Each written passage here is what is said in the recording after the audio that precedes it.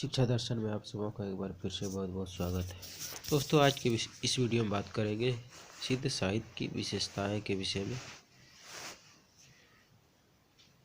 तो चलिए दोस्तों, वीडियो को शुरू करते हैं और जानते हैं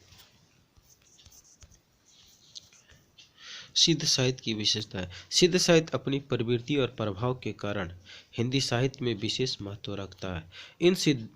इन सिद्धों अपने संप्रदाय के सिद्धांतों का दिग्दर्शन करने वाले साधनापरक साहित्य का निर्माण किया है। सिद्ध साहित्य की सामान्य प्रवृत्तियां इस प्रकार से। दोस्तों, सिद्ध साहित्य जो है अपनी प्रवृत्तियों और प्रभाव के कारण ही हिंदी साहित्य में विशेष महत्व रखते हैं। इन सिद्धों में अपने संप्रदाय के सिद्धांतों और दिग्दर्शन करने वाले साधारण परक साहित्य का निर्माण भी किए हैं। सिद्ध साहित्य की समान प्रवृत्तियां इस प्रकार से है। तो पहला, जीवन की सहजता और स्वाभाविकता में दृढ़ विश्वास। सिद्ध कवियों ने जीवन की सहजता और स्वाभाविकता में दृढ़ विश्वास व्यक्त किया है।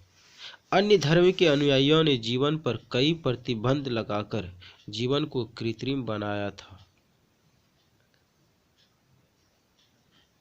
दोस्तों, इसमें जो है सिद्ध कवियों ने जीवन की सहजता और स्वाभाविकता में दृढ़ विश्वास व्यक्त किए हैं और अन्य धर्म के अनुयायियों के जीवन पर कई प्रतिबंध लगा करके जीवन को कृत्रिम बनाया था। विशेषकर कनक कामिनी को साधना मार्ग की बाधाएं मानी थी। विशेष जो है इनमें कनक कामिनी की साधना के मार्ग को ही बाधाएं मानी गई थी। विभिन्न कर्मकांडों में साधना मार्ग को भी कृत्रिम बनाया था। सिद्धांतों ने इस सभी कृत्रिमताओं का विरोध कर जीवन की सहजता और स्वाभाविकता पर बल दिया था। सिद्धों ने इन सभी कृत्रिमताओं का विरोध करके जीवन की सहजता और स्वाभाविकता पर बल दिए थे। उनके मतानुसार सहज सुख से ही महासुख की प्राप्ति होती है। इसलिए सिद्धों ने सहज मार्ग का प्रचार किया। सहज मार्ग के अनुसार प्रत्येक नारी प्रज्ञा और प्रत्येक नर करुणा का प्रतीक है। इसलिए नर नारी मिलकर प्रज्ञा और करुणा निवृत्त और प्रवृत्ति का मिलन है। दोनों को अभेदता ही महासुख की स्थिति है। दोस्तों, सहज मार्ग के अनुसार जो है प्रत्येक नारी प्रज्ञा और प्रत्येक नर जो है वह करुणा के प्रतीक है। इसलिए नर नारी मिलकर के प्रज्ञा और करुण निवृत्ति और प्रवृत्ति का मिलन है। निवृत्ति और प्रवृत्ति का मिलन मानते हैं। दोनों को अभेद ही महासुख की स्थिति है। दूसरा है गुरु महिमा का प्रतिपादन। सिद्धों ने गुरु महिमा का पर्याप्त वर्णन किया है। सिद्धों के अनुसार गुरु का स्थान देव और शास्त्रों से भी ऊंचा है।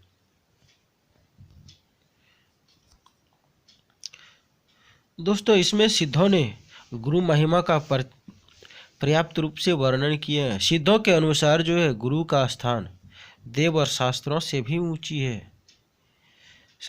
भी ऊंचा है। सरहया से कहा है कि गुरु की कृपा से ही सहजानंद की प्राप्ति होती है।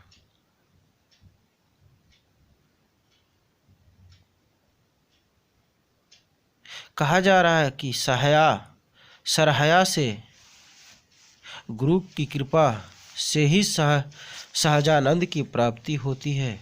गुरु के बिना कुछ भी प्राप्त नहीं होता। जिसने गुरुपदेश का अमृत पान नहीं किया वह शास्त्रों की मरुभूमि में प्यास से व्याकुल होकर मर जाएगा। दोस्तों, गुरु के बिना कुछ भी प्राप्त नहीं होता है। जिसने गुरु उपदेश का अमृतपान नहीं किए हैं वह शास्त्रों की मरुभूमि में प्यास से व्याकुल होकर के मर जाएंगे। गुरु उपवेशी अमीरस धावन पियड जेहि बहुत सत्य मरुस्थल ही तीस्य मरियड तेहिन ही। तीसरा है आडंबर पाखंडों की कटु आलोचना। सिद्धों ने पुरानी रूढ़ियों परंपराओं को बाह्य आडंबरों पाखंडों का जमकर विरोध किया है। इसलिए उन्होंने देवों पुराणों शास्त्रों की खुलकर निंदा की है। दोस्तों, इनमें सिद्धों ने पुरानी रूढ़ियों परंपराओं और बाह्य आडंबरों पाखंडों का जमकर के विरोध किए हैं। इसलिए उन्होंने वेदों पुराणों शास्त्रों का खुलकर के निंदा की है। वर्ण व्यवस्था, ऊंच नीच और ब्राह्मण धर्मों के कर्मकांडों पर प्रहार करते हुए सरहाया ने कहा है, ब्राह्मण के मुख से तब पैदा हुए थे,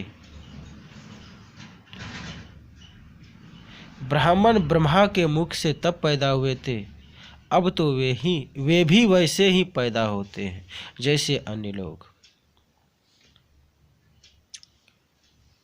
दोस्तों, वर्ण व्यवस्था, ऊंच नीच और ब्राह्मण धर्मों के कर्मकांडों पर प्रहार करते हुए सरहाया ने कहा है कि ब्राह्मण ब्रह्मा के मुख से तभी पैदा हुए थे, अब तो वे भी वैसे ही पैदा होते हैं जैसे अन्य लोग हो रहे हैं। तो फिर ब्राह्मणत्व कहाँ रहा? यदि कहा कि संस्कारों से ब्राह्मणत्व होता है तो चांडाल को अच्छे संस्कार देकर ब्राह्मण को नदी बना देते। यदि आग में घी डालने से मुक्ति मिलती है तो सबको क्यों नहीं डालने देते? होम करने से मुक्ति मिलती है तो यह पता नहीं, लेकिन धुआं लगने से आंखों को कष्ट जरूर होता।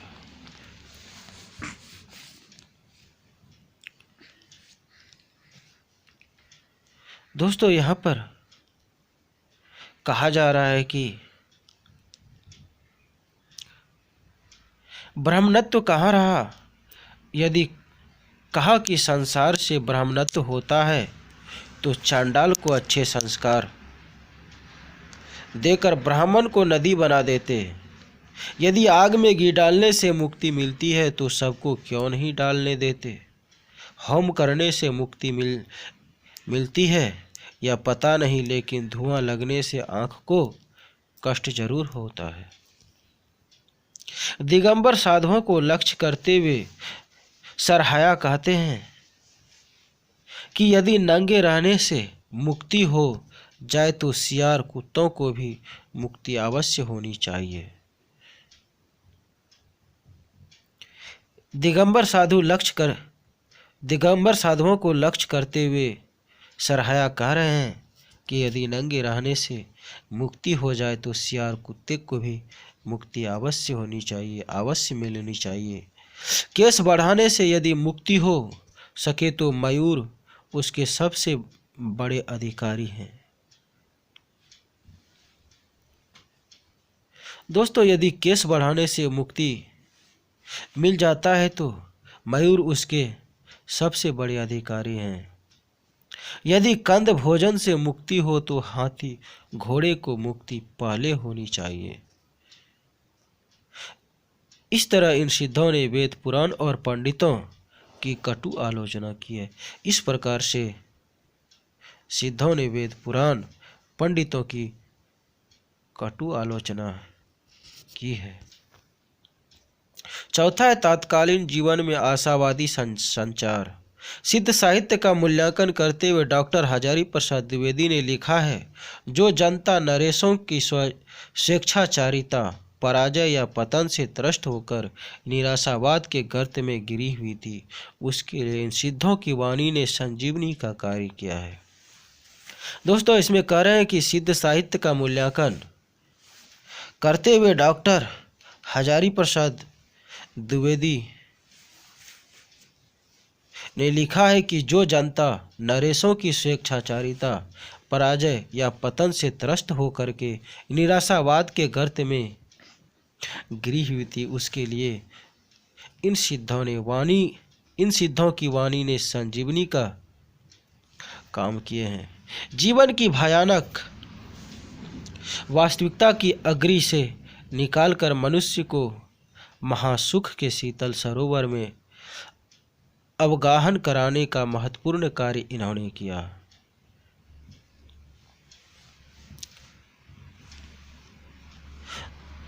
जीवन की भयानक वास्तविकता की अग्रिम से निकाल करके मनुष्य को महासुख के शीतल सरोवर में अवगाहन कराने का महत्वपूर्ण काम इन्होंने किए हैं।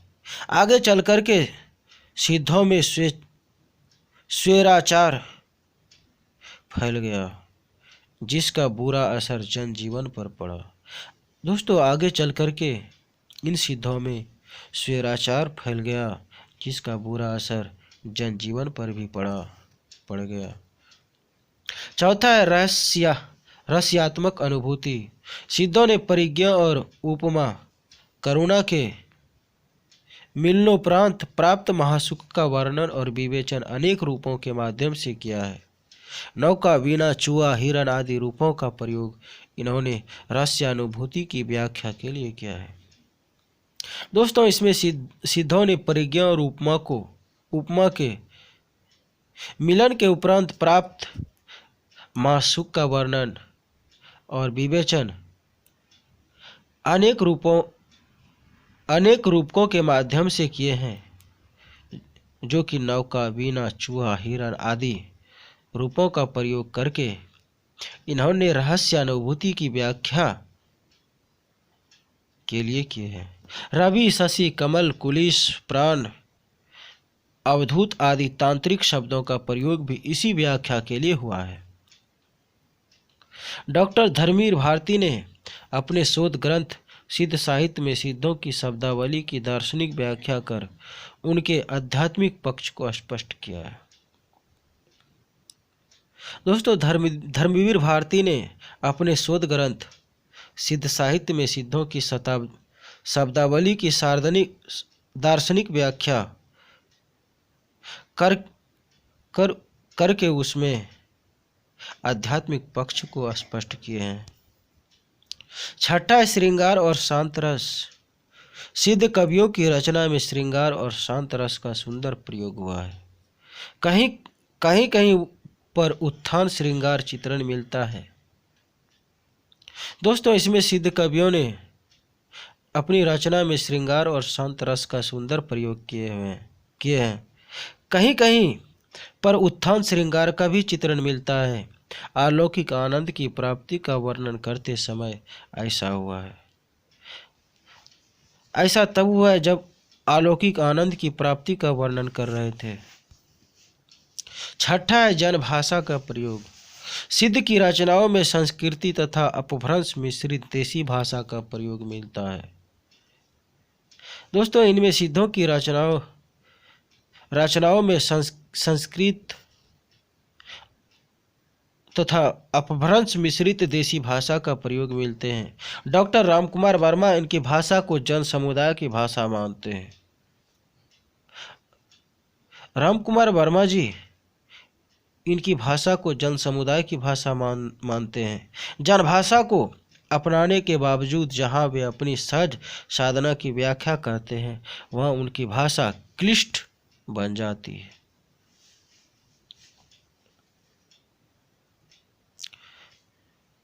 दोस्तों, वर्मा जी ने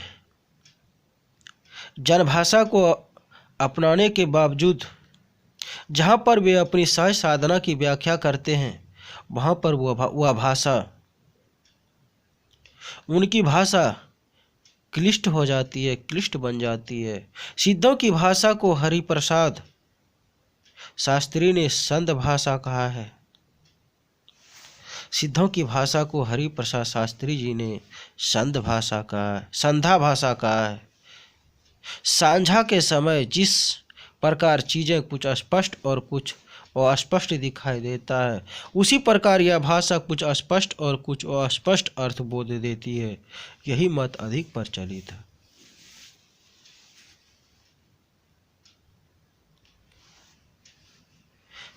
दोस्तों, सिद्धों की भाषा को हजारी प्रसाद शास्त्री ने संधा भाषा कहा है। संध्या के समय जिस प्रकार से चीजें कुछ स्पष्ट और कुछ अस्पष्ट दिखाई पड़ते हैं, उसी प्रकार से यह भाषा भी कुछ स्पष्ट और कुछ अस्पष्ट अर्थ बोध देती है। यही मत अधिक प्रचलित है। 8वां है छंद प्रयोग। सिद्धों की अधिकांश रचना चर्या गीतों में हुई है, तथापि इसमें दोहा, चौपाई जैसे लोकप्रिय छंद भी प्रयुक्त हुए हैं। सिद्धों के लिए दोहा बहुत ही प्रिय छंद रहा है। उनकी रचनाओं में कहीं कहीं सोरठा और छप्पा का भी प्रयोग पाया जाता है। इसमें दोस्तों सिद्धों की जो अधिकांश रचनाएं हैं वह चर्या गीतों में हुई है। इनमें दोहा, चौपाई जैसे लोकप्रिय छंद भी प्रयुक्त हुए हैं। सिद्धों के लिए दोहा बहुत ही प्रिय छंद रहे हैं। उनकी रचनाओं में कहीं कहीं सोरठा और छप्पे का भी प्रयोग मिल जाते हैं। 9वां है साहित्य के आदि रूप की प्रमाणिक सामग्री। साहित्य के आदि रूप की प्रमाणिक सामग्री। सिद्ध साहित्य का महत्व इस बात में बहुत अधिक है कि उससे हमारे साहित्य के आदि रूप की सामग्री प्रमाणिक ढंग से प्राप्त होती है। इनमें दोस्तों सिद्ध साहित्य का महत्व इस बात में बहुत अधिक है कि उससे हमारे साहित्य में आदि रूप की सामग्री प्रमाणिक ढंग से प्राप्त होती है। चारणकालीन साहित्य तो केवल तत्कालीन राजनीतिक जीवन की प्रतिछाया है, लेकिन सिद्ध साहित्य शताब्दियों से आने वाले धार्मिक और सांस्कृतिक विचारधारा का एक ही दस्तावेज है। दोस्तों, चारणकालीन जो साहित्य है वह केवल तत्कालीन और राजनीतिक जीवन की प्रतिछाया मात्र है।